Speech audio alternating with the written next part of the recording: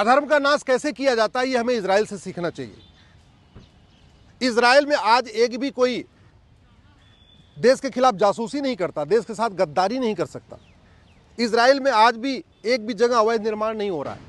Israel में कोई भी इजराइल के खिलाफ कोई फेसबुक पोस्ट नहीं लिखता, कोई ट्विटर पे कुछ नहीं लिखता। इजराइल में इजराइल के खिलाफ कोई यूट्यूब पे वीडियो नहीं बनाता। ये हमें इजराइल से सीखने की ज़रूरत है। इजराइल में घूसखोरी नहीं है, जमाखोरी नहीं है, मिलावटखोरी नहीं है, कालाबाजारी नहीं। क्यों? कानून का खौफ है। इजराइल में धर्मांतरण नहीं होता, इजराइल में कोई अवैध रूप से घुसपैठ नहीं करता। क्यों? कानून का खौफ है। इजराइल में कोई जासूसी नहीं करता, गद्दारी नहीं करता। क्यों? कानून का खौफ है। हम लोग कहते रहते हैं धर्म की जय हो, अधर्म का नाश हो, प्राणियों में सद्भावना हो, विश्व का कल्याण हो। लेकिन अधर्म का नाश कैसे होगा उसके लिए हम कभी नियम कानून बनाते ही नहीं। जब तक अधर्म का नाश नहीं होगा तब तक धर्म की जय नहीं होगी। जब तक अधर्म का नाश नहीं होगा तब तक प्राणियों में सद्भावना नहीं होगी। जब तक अधर्म का नाश नहीं होगा तब तक भारत का कल्याण नहीं होगा। जब तक अधर्म का नाश नहीं होगा तब तक न सबल भारत बनेगा, न सुरक्षित भारत बनेगा, न समावेशी भारत बनेगा, न शाश्वत भारत बनेगा, न सशक्त भारत बनेगा। कोई भी भारत नहीं बन पाएगा। सबसे ज़्यादा ज़रूरी है अधर्म का नाश। और धर्म की जय करने से अधर्म का नाश नहीं होता, बल्कि अधर्म का नाश करने से धर्म की जय होती है। और अधर्म का नाश होता है जब हमारी पुलिस व्यवस्था अच्छी हो, हमारी प्रशासनिक व्यवस्था अच्छी हो, हमारी न्यायिक व्यवस्था अच्छी हो, कठोर दंड मिले। और कठोर दंड ये नहीं 20 साल 30 साल के बाद, कठोर दंड मिले 3 महीने के अंदर, 2 महीने के अंदर, 1 महीने के अंदर। वो हमने व्यवस्था बनाई नहीं। आज की डेट में अगर भारत में जितनी समस्याएं हैं, इनमें से कोई भी समस्या इजराइल में नहीं है, कोई भी समस्या इसमें से सिंगापुर में नहीं है। जितनी समस्याएं भारत में हैं, इसमें से बहुत सारी समस्याएं दुबई में नहीं है, चीन में नहीं है, जापान में नहीं है। जानते हैं क्यों? क्योंकि उन्होंने कठोर कानून बनाया हुआ है, अच्छी पुलिस व्यवस्था बनाई है, नार्को पॉलीग्राफ ब्रेन मैपिंग कानून बनाया है। वहाँ किसी को सज़ा देने के पहले 1000 गवाहों की ज़रूरत नहीं होती है। सिंपली नार्को टेस्ट करते हैं, पॉलीग्राफ टेस्ट करते हैं, ब्रेन मैपिंग करते हैं और सीधे सज़ा दे देते हैं। भारत में तो आपको 400 गवाह, किसी को सज़ा दिलवाने के लिए कम से कम 100 गवाह खड़ा करना पड़ेगा। 100 गवाह ढूंढना बड़ा मुश्किल हो जाता है। तो फिर होता है क्या है, सबूत के भाव में जो अपराधी है छूट जाते हैं। न्यायिक व्यवस्था इतनी भ्रष्ट हो चुकी, इतनी सड़ चुकी है कि जो दोषी हैं वो बेल पे है और जो निर्दोष हैं वो जेल में है। ये भी चल रहा है यहाँ पे। क्योंकि हमने न गुलामी की पुलिस व्यवस्था बदली, न गुलामी की प्रशासनिक व्यवस्था बदली, न गुलामी की न्यायिक व्यवस्था बदली, न गुलामी का हमने नियम कानूनों को बदला। वही चल रहा है, वही सोच। कभी हम, चाहे वो संसद हो चाहे सुप्रीम कोर्ट, कभी हम किसी समस्या के मूल कारण पे चर्चा ही नहीं करते, किसी समस्या के अस्थायी समाधान की चर्चा ही नहीं करते। चाहे संसद हो या सुप्रीम कोर्ट, कभी हम इस बात की चर्चा नहीं करते कि भारत में गुलामी के पहले की न्यायिक व्यवस्था कैसी थी, गुलामी के पहले की प्रशासनिक व्यवस्था कैसी थी, आखिर भारत की जीडीपी 40% क्यों थी, हमारी क्या ऐसी व्यवस्था थी, लोग यहाँ ईमानदारी से रहते थे।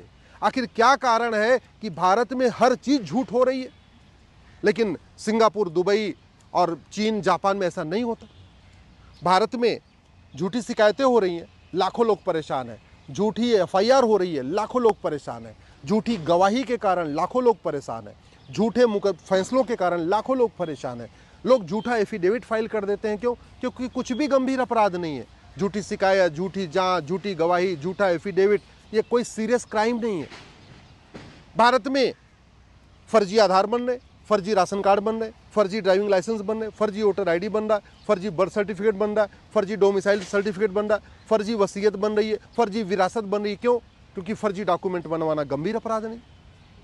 गांव में जो भी दबंग होता है, वो जो थोड़ा कमजोर होता है, उसकी जमीन पे कब्जा कर लेता है। क्यों? क्योंकि अवैध निर्माण करना गंभीर अपराध नहीं है, दूसरों की जमीन पे कब्जा करना भी गंभीर अपराध नहीं है। ये कौन बदलेगा? आखिर इजराइल की हम बात करते हैं, इजराइल से हम क्या सीखते हैं? अरे इजराइल तो अपने दुश्मनों को विदेशों में भी मार देता है। अभी आप देख लीजिए, उसने इजराइल के अपने दुश्मनों को उसने खत्म कर दिया। अपने उसके जो दुश्मन देश के बाहर बैठे हैं उनको भी वो टारगेट करता है। और हमारे देश में हजारों की संख्या में देश विरोधी नेता, अभिनेता, लेखक, बुद्धिजीवी, पत्रकार, कलमकार घूम रहे खुले आसमान में, और हम उनको तिहाड़ में नहीं डाल पा रहे। हम कहते रहते हैं फलाने नेता विदेश में जाके ये बोल रहा है, फलाने नेता यहाँ ये बोल रहा है, फलाने नेता ये बोल रहा है, फलाने यूट्यूबर देश विरोधी है। अरे भैया, अगर देश विरोधी है तो तिहाड़ में क्यों नहीं, बाहर क्यों घूम रहा है? अगर कोई नेता दिन भर झूठ बोलता है तो वो जेल में क्यों नहीं हो, बाहर क्यों घूम रहा है? हम इसकी चर्चा नहीं करते। हम बोलते रहते हैं धर्म की जय हो, अधर्म का नाश हो, प्राणियों में सद्भावना, विश्व का कल्याण हो। लेकिन सच्चाई है, धर्म की जय करने के लिए हमने शिक्षा व्यवस्था आज तक बदली नहीं है। वही मैकाले शिक्षा, वही मिशनरी शिक्षा, वही मदरसा शिक्षा आज भी चल रही है। तो धर्म की जय कैसे होगी? हम कहते हैं अधर्म का नाश हो। अधर्म का नाश करने के लिए हमने पुलिस व्यवस्था, प्रशासनिक व्यवस्था, न्यायिक व्यवस्था को बदला नहीं। सब कुछ गुलामी वाला चल रहा है, अधर्म का नाश नहीं हो रहा है। प्राणियों में सद्भावना हो, कैसे प्राणियों में सद्भावना हो जाएगी? अरे एक स्कूल में वसुधैव कुटुंबकम सिखाया जा रहा है, नारी तू नारायणी सिखाया जा रहा है, सर्वधर्म संभाव सिखाया जा रहा है, जननी जन्मभूमि से सिखाया जा रहा है। और वहीं दूसरे स्कूल में यह सिखाया जा रहा है कि भारत का त्यौहार मनाना, भारत की परंपराओं को मानना, भारत की वेशभूषा को पहनना, ये सब हराम है। वहीं दूसरे स्कूल में सिखाया जा रहा है कि आप भारत का कुछ भी मत मानिए, न वंदे मातरम बोलिए, न भारत माता की जय बोलिए, न होली मनाइए, न दिवाली मनाइए, न दशहरा मनाइए। वहीं दूसरे स्कूलों में सिखाया जा रहा है कि आप जहां गणेश जी का पंडाल लगे वहां पत्थरबाजी करो। वहीं दूसरे स्कूलों में सिखाया पाक नापाक सिखाया जा रहा है, हराम हलाल सिखाया जा रहा है। प्राणियों में सद्भावना कैसे आएगी? अरे प्राणियों में सद्भावना तब आएगी जब भारत में समान शिक्षा होगी, यूनिफॉर्म एजुकेशन सिस्टम होगा, एक देश एक शिक्षा बोर्ड होगा, एक देश एक पाठ्यक्रम होगा, सबके बच्चे एक किताब पढ़ेंगे। हिंदू, मुस्लिम, पारसी, ईसाई की किताब एक होगी, ब्राह्मण, क्षत्रिय, वैश्य, दलित की किताब एक होगी, कलेक्टर और क्लर्क की किताब, बच्चे की किताब एक होगी। जब कांस्टेबल और कप्तान के बच्चे की एक किताब होगी, मजदूर और मालिक के बच्चे की एक किताब होगी, तब तो आएगी प्राणियों में सद्भावना। और भारत का कल्याण कैसे होगा जब तक भ्रष्टाचार खत्म नहीं होगा? भारत का कल्याण कैसे होगा जब तक घुसपैठ नहीं खत्म होगी, धर्मांतरण नहीं रुकेगा, अवैध निर्माण नहीं रुकेगा? घुसपैठी आते जा रहे, 2000 में अंदर आते हैं, 2-2 हज़ार रुपए में ration card, driving licence, voter ID, birth certificate बनवा लेते हैं। 12 से 15 हज़ार रुपए में वो 5-6 डॉक्यूमेंट बनवा लेते हैं, बाद में बैंक में खाता खोल लेते हैं और सारी योजनाओं का लाभ ले रहे हैं। मुफ्त में राशन ले रहे हैं, मुफ्त में अनाज ले रहे हैं, मुफ्त में जो है मकान ले रहे हैं, वजीफा ले रहे हैं, सब कुछ तो ले रहे हैं घुसपैठी। और हम कह रहे हैं कि भारत का कल्याण, कैसे भारत का कल्याण हो जाएगा? भारत का कल्याण करना जनसंख्या नियंत्रण कानून बनाना चाहिए, हमने किया नहीं। भारत का कल्याण होगा जब नशा नियंत्रण कानून बनाना चाहिए, हमने किया नहीं। भारत का कल्याण होगा जब अश्लीलता पे कंट्रोल होगा, हमने कानून बनाया नहीं।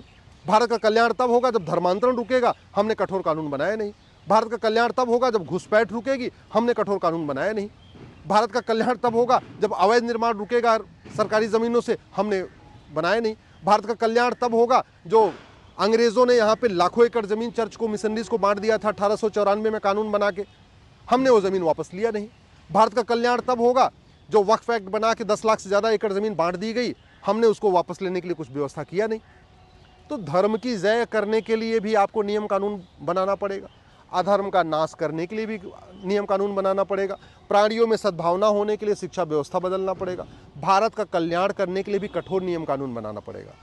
बातें करने से, तू मैं करने से, आरोप प्रत्यारोप करने से, अच्छे अच्छे भाषण देने से न इससे धर्म की जय होगी, न धर्म का नाश होगा, न प्राणियों में सद्भावना होगी, न भारत का कल्याण होगा। केवल टीवी डिबेट करने से, अखबारों में लेख लिखने से भी न धर्म की जय होगी, न धर्म का नाश होगा, न प्राणियों में सद्भावना होगी, न विश्व का कल्याण होगा। एक बात याद रखिएगा, देश सुरक्षित तब होता है जब शासक भी अच्छा हो और नियम कानून भी अच्छा हो। यात्रा सुरक्षित तब होती है जब ड्राइवर भी अच्छा हो और गाड़ी भी अच्छी हो। बीमारी तब ठीक होती है जब डॉक्टर भी अच्छा हो, दवाई भी अच्छी हो। खाना तब अच्छा बनता है, खाना बनाने वाला भी अच्छा हो और तेल मसाला सब्जी भी अच्छी हो। घर तब अच्छा बनता है, सुरक्षित बनता है जब मिस्त्री भी अच्छा हो और सीमेंट, बालू और सरिया भी अच्छी हो। एक डॉक्टर के केवल अच्छे होने से बीमारी ठीक नहीं होती, बीमारी तब ठीक होती है जब दवाई अच्छी होती है। ऐसे ही शासक के अच्छे होने से न भ्रष्टाचार कम होता है, न अपराध कम होता है। अराजकता तब खत्म होती है, माओवाद, नक्सलवाद, जिहाद, मजहबी उन्माद तब खत्म होता है जब कानून अच्छा होता है। दुनिया के जिन देशों में भ्रष्टाचार अपराध नहीं है, माओवाद, नक्सलवाद, जिहाद, मजहबी उन्माद नहीं है, धर्मांतरण, घुसपैठ नहीं होती है, वहाँ के शासक अच्छे नहीं हैं। शासक तो हमारे अच्छे हैं, वहाँ का नियम कानून अच्छा है। इसलिए मैं आप लोगों से निवेदन कर रहा हूँ, इस वीडियो को अपने अपने फेसबुक पे डालिए, अपने ट्विटर पे डालिए, इंस्टाग्राम पे डालिए और भारत में नियम कानूनों को बदलने की मांग करिए।